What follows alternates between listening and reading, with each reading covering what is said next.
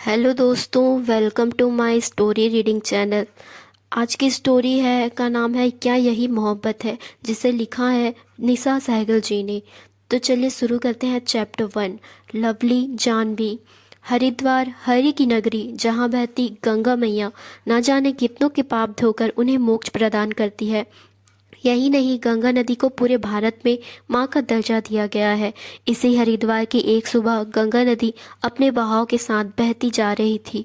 सामने उग रहे सूरज की लालिमा वहाँ के माहौल को और भी ज़्यादा खूबसूरत बना रही थी। इस नदी के घाट पर कई लोग स्नान कर रहे थे।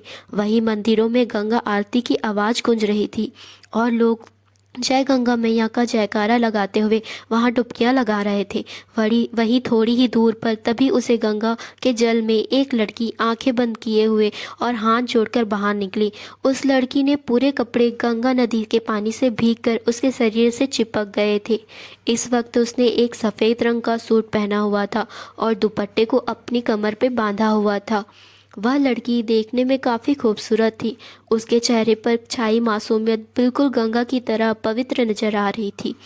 उसकी वो बड़ी बड़ी आंखें इस वक्त बंद थी और उसके होंठ जो सुर्ख गुलाबी थे धीरे धीरे हिल रहे थे। शायद वो धीरे से कुछ बोल रही थी। उसके लंबे से बाल, जिसकी उसने एक ढीली ढाली सी चोटी की हुई थी, वहीं उसके बालों की कुछ लटें उसके भीगे हुए चेहरे पर आकर चिपकी हुई थी। सूरज की लालिमा में उस लड़की का दूध जैसा गोरा रंग भी हल्का सा लालिमा के लिए हुई नजर आ रहा था। उसने ऐसे ही करके एक दो बार डुबकी लगाई और आंखें बंद किए हुए बोली, गंगा मैया, आज मैं आपके पास एक विश लेकर आई हूँ। वैसे तो मैं आपके पास रोज ही एक विश लेकर आती हूँ, लेकिन आज जो बात मैं आपसे कहने वाली हूँ वो बहुत ही ज़्यादा इम्पोर्टेंट है। तो आप मेरी बात ध्यान से सुनना। मेरी दादी को पता नहीं क्या भूत सवार हो गया है मेरी शादी का। कहते हुए वो लड़की बड़े ही क्यूट एक्सप्रेशन दे रही थी। अब बताइए भला, आप अब मैं अपने माँ बाप की अकेली लड़की, अगर मैं शादी करके चली जाऊंगी तो मेरे माँ पापा का क्या होगा? वो तो यहाँ अकेले ही रह जाएंगे ना। बस यही बात तो मैंने अपनी दादी को समझाई और वो है कि हाथ पैर धोकर मेरे पीछे ही पड़ गई है। अब वो तो मेरी समझ के बाहर है। इसलिए अगली बार मेरी दादी आपके यहाँ डुबकी लगाने आए ना, तो उन्हें थोड़ा से अच्छे से समझा देना कि जानवी की शादी का ख्याल अपने मन से निकाल ही दे, और अगर उसकी शादी करनी ही हो तो अपने लिए एक घर जमाई ढूंढ ले, ताकि जानवी को अपने माता पिता को छोड़कर ना जाना पड़े। और जानवी इसी इससे आगे कुछ कहने ही वाली थी कि तभी एक लड़की की आवाज़ उसके कानों में आई, अरे जानू दीदी, जल्दी करो, दादी गुस्सा कर रही है। जानवी ने अपनी एक आंख खोलकर उस लड़की की तरफ देखा जो सीढ़ियों से ऊपर अपने हाथ हिलाकर उससे कुछ कह रही थी। जानवी ने अपनी आंखें कसकर बंद की और फिर गंगा मैया में से कहा, देख लिया ना, जरा मैं आपसे कुछ बातें क्या करने आती हूँ और सभी लोगों को पता नहीं क्या परेशानी हो जाती है। ठीक है गंगा मैया, मैं आपसे अब शाम को आकर मिलती हूँ। कहकर जानवी ने एक और डुबकी लगाई और पानी से निकलकर घाट की तरफ बढ़ गई। वह अपनी कमर से बंधे हुए दुपट्टे की नोट को खोलते हुए उसे सही ढंग से खुद पर उठाते हुए उस लड़की ने उसे बोली, छुटकी, तुम्हें पता है ना, मैं यहाँ पर गंगा मैया से कुछ इम्पोर्टेंट बात करने आई थी। तुम्हें यहाँ आकर मुझे डिस्टर्ब करना ज़रूरी था क्या? ऊपर खड़ी लड़की, जिसे सभी लोग छुटकी कहते थे, उसने अपना माथा पीटते हुए कहा, तुम्हारी यहाँ इम्पोर्टेंट बात हो रही है और वहाँ तुम्हारी दादी ने पूरा बखेड़ा किया हुआ है। जल्दी चलो।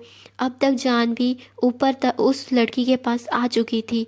जानवी ने उस लड़की से पूछा, बखेड़ा खड़ा किया हुआ है? क्यों, अब कौन सी आफत आ गई? छुटकी ने जानवी का हाथ खींचते हुए कहा, अब वो तो तुम्हें घर जाकर ही पता चलेगा। जल्दी करो, पहले ही बहुत देर हो गई है। जानवी अब उसके साथ साथ चलते हुए उससे बातें भी किए जा रही थी कि तभी रास्ते में एक हलवाई की दुकान आई, जहाँ गर्मा गर्म जलेबियाँ बनाई जा रही थी, जिसे देखकर जानवी के कदम तो वहीं रुक गए।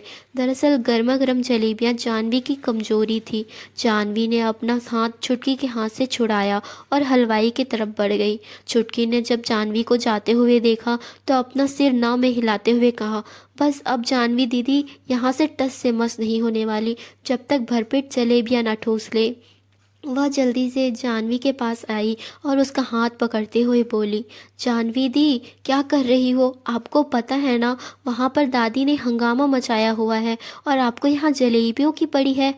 जानवी ने अपने होठों पर जीभ फेरते हुए कहा, चुप करना छुटकी, देख नहीं रही कैसी रस भरी जलेबियां हैं? मैं तो अभी इसे खाकर ही जाऊंगी। दादी का क्या है, दिन भर हल्ला ही तो मचाती रहती है। यह बात तो छुटकी भी जानती थी कि जब तक जानवी जलेबियां खा नहीं लेती तब वो घर नहीं जाने वाली। इसलिए उसने कहा, ठीक है, तो आप जलेबियां खाते खाते घर चलिए, हमारा वक्त बचेगा।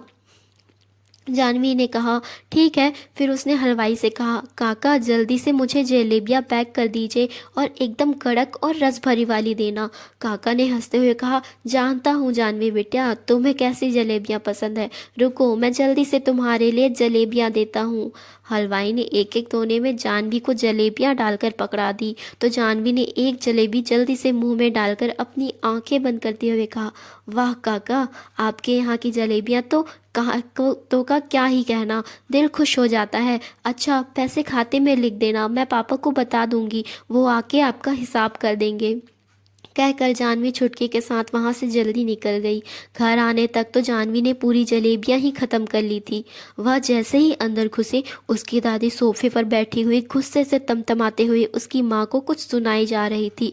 जानवी ने अपनी चप्पलों को बाहर उतारा और अंदर जाते हुए कहा, क्या हो रहा है दादी, सुबह सुबह तुम्हारा लाउड स्पीकर चालू शुरू हो गया क्या? अब क्या हो गया मेरी माँ के साथ?